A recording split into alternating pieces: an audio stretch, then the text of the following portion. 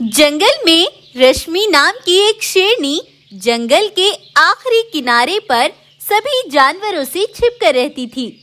उसका एक जवान बेटा भी था जिसका नाम वीरू था। वो वीरू को हमेशा सभी जानवरों से छिपाकर रखती थी। आखिर रश्मि शेरनी वीरू को एक जवान शेर होने के बाद भी क्यों छिपाकर रखती थी? चलिए शुरू से देखते हैं। दरअसल कुछ सालों पहले वृंदावन जंगल में सिम्बा नाम का एक निडर शेर अपनी पत्नी रश्मि के साथ रहता था। रश्मि शेरनी गर्भवती थी। वो अपने बच्चे के आने का सोच कर बहुत खुश हो रही थी और जल्द ही वो समय भी आ गया जब रश्मि ने एक गोल्डन लायन को जन्म दिया। अपने गोल्डन बेटे को देख सिम्बा खुशी से फूला नहीं समाता। लेकिन तभी वहाँ पर एक पंडित जी आते हैं और सिम्बा से कहते हैं, सुनो सिम्बा महाराज, मैंने तुम्हारे बेटे का पूरा भविष्य देख लिया है। तुम्हारा बेटा लाखों में एक है और ये सबसे अनोखा भी है, लेकिन इसकी जान खतरे में है। क्या मेरे बेटे की जान खतरे में है? लेकिन मेरे बेटे की जान क्यों खतरे में होगी? क्योंकि यहीं हमारे आसपास के जंगलों में एक बाघ है जो ये पहले से ही जानता है कि यहाँ पर एक गोल्डन शेर का जन्म होगा और उसका कहना है कि अगर वह गोल्डन शेर का शिकार करेगा तो वह कभी मर नहीं सकता। लेकिन तुम्हारे बेटे को खतरा तब तक है जब तक वह पूरे 10 साल का ना हो जाए। पंडित जी ये कहकर वहाँ से चले जाते हैं।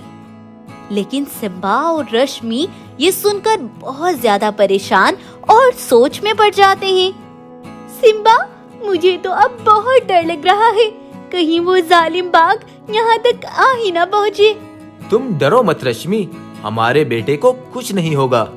सिम्बा रश्मि को तसल्ली दिलाकर सुला देता है, लेकिन वो पंडित जी की बातों को अपने दिमाग से निकाल नहीं पा रहा था। तब वो पूरी रात सोच समझकर फैसला करता है। सुनो रश्मि, हमें यह जंगल छोड़कर जाना होगा और 10 साल तक कहीं छिपकर रहना होगा। जंगल छोड़ने का सोचकर वो वहाँ से जाने ही वाले थे, लेकिन तभी वहाँ पर एक कालिया बाघ कुछ रंगीन बाघों के साथ आता है और कहता है, अरे रुको रुको महाराज, हम तो तुमसे मिलने बहुत दूर से आ रहे हैं और तुम यहाँ से जाने का सोच रहे हो। कौन हो तुम और तुम यहाँ पर क्यों आए हो? मैं यहाँ तुमसे छोटी सी चीज मांगने आया हूँ, तुम्हारा बेटा। मुझे तुम्हारा बेटा चाहिए। मैं तुम दोनों को कुछ नहीं कहूँगा, मेरे होते हुए ये तुम कभी नहीं कर सकते। तो सुनो सिपाहियों, इसके बेटे को छीन लो इनसे। रश्मि, तुम वीरू को लेकर यहाँ से भाग जाओ, मैं इनको संभाल लूंगा। तब सिम्बा बड़ी हिम्मत के साथ अकेला ही उनसे लड़ने लगता है और रश्मि अपने बेटे को लेकर वहाँ से भाग जाती है और वो दुष्ट कालिया बाघ सिम्बा को वहीं जान से मार डालता है। तब से लेकर अब तक रश्मि इस जंगल में अकेली रहती है और कभी अपने बेटे को जंगल में नहीं निकलने देती। लेकिन अब 10 वर्ष पूरे हो चुके थे और अब वीरू शेर को उस कालिया बाघ से कोई खतरा नहीं था और अब वीरू गोल्डन शेर बहुत ताकतवर भी हो चुका था। तब रश्मि अपने बेटे से कहती है, सुनो बेटा वीरू, अब वक्त आ गया है उस गद्दार कालिया से अपना बदला लेने का। तुम आज ही उस कालिया से जाकर अपना बदला लोगे। मैंने 2 शेरों को तुम्हारे साथ जाने के लिए तैयार कर रखा है।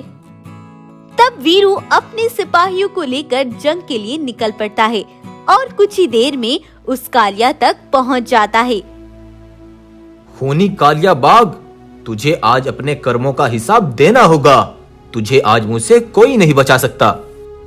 तब वीरू गुस्से से आग बगूला होकर कालिया बाघ पर हमला कर देता है और उस कालिया को वहीं जान से मार डालता है और वीरू के सिपाही कालिया के सिपाहियों को भी जान से मार डालते हैं और वीरू इस तरह से अपने पिता का बदला ले लेता है और फिर जंगल का राजा बनकर अपनी माँ के साथ जंगल की जिम्मेदारी संभालता है।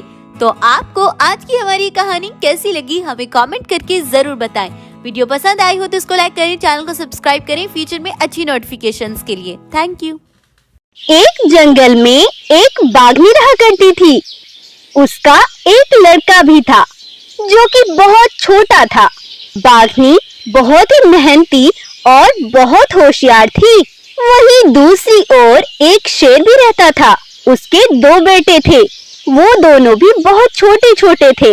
लेकिन शेर ताकतवर था, लेकिन ताकतवर होने के साथ वो मेहनती नहीं था। एक बार उनके जंगल में बाढ़ आ जाती है तो वह उस जंगल को छोड़कर दूसरे जंगल में रहने चले जाते हैं। बाघनी बहुत मेहनत करके पत्थरों को इकट्ठा करके कुछ ही दिनों में अपना घर बना लेती है। लेकिन शेर बहुत निकम्मा था। उसे तो करा कराया चाहिए था। वह उस बाघनी के घर पर नजर जमाए खड़ा था। तब बाघनी बोलती है, सुनो बेटा, मैं तुम्हारे लिए भोजन लेने जाती हूँ, तुम घर में ही रहना। तब बाघनी भोजन लेने चली जाती है। उसके जाते ही शेर अपने बच्चों को लेकर उसके घर में घुस जाता है और अपना कब्जा जमा लेता है। तब कुछ देर बाद जब बाघनी अपने घर वापस लौटती है तो वह देखती है कि वहाँ पर वह शेर अपने बच्चों के साथ उस घर में खड़ा था। अरे शेर, तुम यहाँ मेरे घर में क्या कर रहे हो? तुम्हारा कौन सा घर? यहाँ तो मैं और मेरे बच्चे रहेंगे। ये तुम क्या बोल रहे हो? तुम मेरे घर पर कब्जा नहीं कर सकते। ये मैंने बहुत मेहनत से बनाया है। तुम ज्यादा बकबक मत करो। तुम्हें रहना है तो कहीं और जाकर रहो।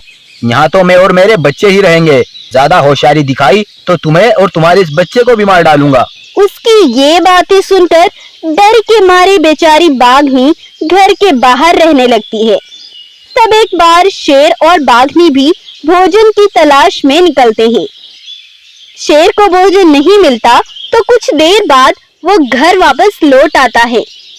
तब उसकी नजर बाघनी के बेटे पर पड़ती है और वो सोचता है, अरे ऐसा करता हूँ, मुझे आज कहीं भोजन भी नहीं मिला, क्यों ना इस बाघनी के बच्चे का ही शिकार कर लेता हूँ और फिर यहाँ से निकल जाता हूँ। तब शेर बाघनी के बच्चे पर हमला कर देता है और उसे खा जाता है। बाघनी के बेटे का शिकार करते देख दूर खड़ा भालू ये सब देख लेता है। उसको खाने के बाद शेर अपने बच्चों को लेकर वहाँ से निकल जाता है। तब कुछ देर बाद बाघनी अपने घर पहुँचती है। वह देखती है कि वहाँ पर उसका बेटा नहीं है। तब वो घर के अंदर जाकर देखती है तो वहाँ शेर और उसके बच्चे भी नहीं हैं। तब वो भालू बाघनी के पास आता है और कहता है, सुनो बाघनी, तुम्हारे बच्चे को उस शेर ने मार दिया और अपने बच्चों को लेकर यहाँ से चला गया। यह सुनकर बाघनी बहुत दुखी हो जाती है।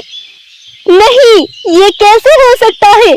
क्या उस शेर को मेरे बेटे पर बिल्कुल भी रहम नहीं आया? उस कमबख्त शेर ने मुझे अकेला कर दिया। वो मेरे बच्चे को खा गया। हाय, मैं मर गई। तब बाघनी उस शेर को ढूंढने जंगल निकल जाती है। कुछ देर में वो वहां पहुंच जाती है। वहां शेर तो नहीं होता, लेकिन उसके 2 बच्चे होते हैं। बाघनी उसके एक बच्चे को उठाकर अपने घर ले आती है। उधर शेर जब बच्चों के पास पहुंचता है तो देखता है कि वहां उसका एक बेटा नहीं था। ये देखकर वो घबरा जाता है और उसे ढूंढने निकल जाता है। तभी उसे गोरिल्ला दिखाई देता है। वो गोरिल्ला से पूछता है, अरे गोरिल्ला भाई, तुमने कहीं मेरे बेटों को देखा है क्या? नहीं भाई नहीं, मैंने तो कहीं नहीं देखा। अब तो शेर और भी ज्यादा घबरा जाता है और वो चलते चलते उस बाघनी के पास पहुंच जाता है। बाघनी, क्या तुमने मेरे बेटे को कहीं देखा है? क्या वो तुम्हारे पास है? नहीं, तुम्हारा बेटा मेरे पास क्यों होगा भला? यहाँ तुम्हारा बेटा नहीं है। उसके बाद शेर कुछ दूर खड़ा होकर अपने बेटे के बारे में सोचने लगता है और अब वो बहुत दुखी हो चुका था। शेर को अब इतना दुखी देख बाघनी उसके पास जाती है और कहती है, शेर भाई, मैं जानती हूँ तुम बहुत दुखी हो और ये भी जानती हूँ कि तुम मेरे बेटे को तुमने ही मार कर खाया था। इसीलिए मैं तुम्हारे बेटे को उठा लाई थी, लेकिन मैंने उसको कोई नुकसान नहीं पहुंचाया। वो बिल्कुल सही सलामत है। तुम उसे ले जा सकते हो। तुम्हारा ये उपकार मेरे सीने पर बहुत भारी पड़ रहा है बागनी। मैं बहुत शर्मिंदा हूँ। काश मैंने तुम्हारी तरह उस मासूम पर रहम किया होता। मुझे माफ कर दो बागनी। हाँ शेर भाई, मैंने माफ तो तुम्हें कर दिया, लेकिन मैंने अपने बेटे को हमेशा हमेशा के लिए खो दिया। मैं जिंदगी भर ये दुख नहीं भूल पाऊंगी। ये सुनकर शेर उसकी भावनाओं को, उसके दुख को समझते हुए और उसके दुख को कम करने के लिए कहता है, बागनी, आज से मेरे बच्चे तुम्हारे बच्चे हैं। हम सब मिलकर रहेंगे और हमेशा तुम्हारा साथ देंगे। और फिर उसके बाद ये सभी एक साथ खुशी खुशी रहने लगते हैं। शिक्षा, जरूरी नहीं कि अगर कोई तुम्हारे साथ बुरा करे तो तुम भी उसके साथ बुरा ही करो, बल्कि उसके साथ इतना अच्छा व्यवहार करके तुम किसी की भी सोच को बदल सकते हो और उसे अच्छाई करने की प्रेरणा दे सकते हो। तो अगर आपको आज की वीडियो इंटरेस्टिंग लगी है तो इस वीडियो को लाइक, शेयर और चैनल को सब्सक्राइब करें। Thank you.